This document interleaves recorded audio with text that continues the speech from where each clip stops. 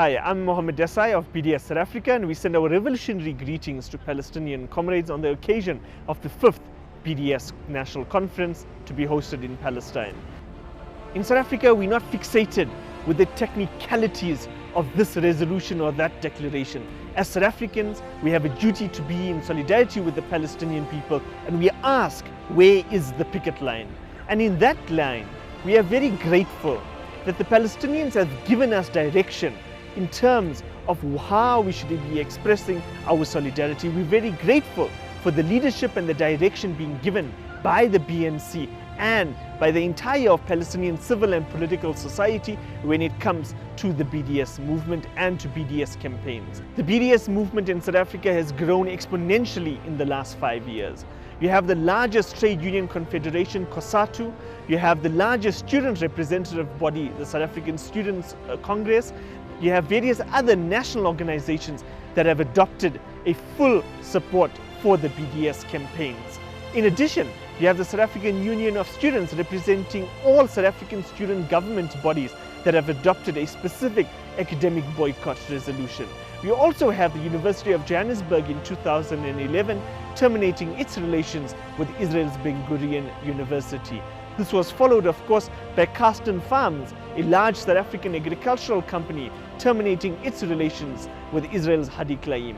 In 2014, you have the largest protest since the dawn of democracy. Over 200,000 South Africans all coming together under the banner of Boycott Israel, Free Palestine, marching to Parliament's doors and insisting on concrete action being taken by the South African government. This was followed by the African National Congress, the ANC, the ruling party of South Africa, adopting two significant resolutions.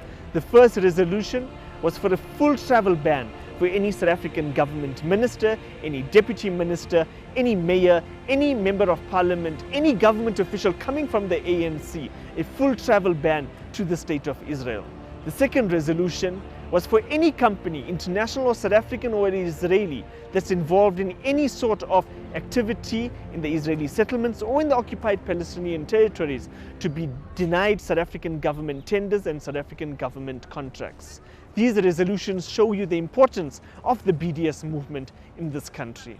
We have just left Israeli Apartheid Week 2016, where we've had several South African government ministers, as well as the National Speaker of the South African Parliament speaking in her official capacity at an Israeli Apartheid Week event, lending support both to the Israeli Apartheid Week campaign, the larger Palestinian solidarity movement, and specifically the BDS campaign.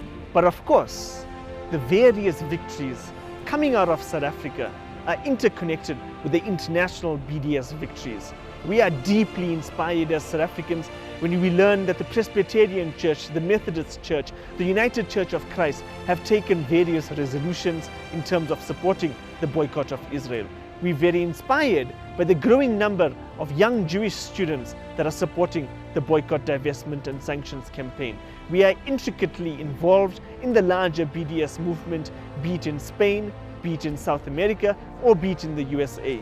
We've recently seen the muscle and the strength of working together with our partners in the various countries on international BDS campaigns. For example, the most recent victory of G4S announcing its withdrawal from Israel takes place in the context of various international victories across the world adding together with, of course, contribution from South Africa.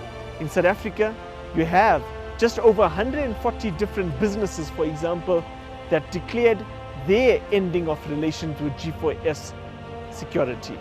As South Africans, we are asking this conference to consider the request coming from us that each and every platform, governmental, political or civil society, religious or any other platform where a Palestinian is addressing, to reiterate the need and the necessity and the urgency for support of the boycott, divestment and sanctions campaign for the BDS movement. We wish the conference all the best in the upcoming deliberations, and we look forward to a free Palestine, because in many ways a free Palestine and striving towards a free Palestine is really the unfinished business of our own struggle. Amandla.